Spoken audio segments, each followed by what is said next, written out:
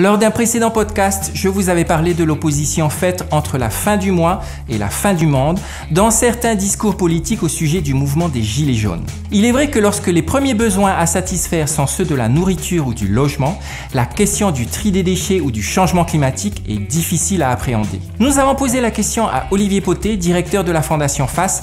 Voici ce qu'il nous a répondu. Alors le respect de l'environnement, je pense pas que ce soit un truc de riche. Alors ce qui est sûr et certain, c'est que quand on a eu la chance de bénéficier d'une certaine forme d'éducation, puis finalement qu'on a du temps pour réfléchir à ces questions-là, on s'y penche plus sérieusement. Mais par contre, c'est pas pour autant que chez les populations qui pourraient être plus exclues ou en situation de vulnérabilité, ils n'ont pas cette conscience-là. Et heureusement d'ailleurs, c'est plutôt une bonne nouvelle, elle est correctement répartie au sein de la population. Après, il est sûr et certain que tout est question de priorité. Quand on se lève le matin et qu'on ne sait pas si on va pouvoir manger le midi, la priorité, c'est pas de collecter les déchets dans le caniveau.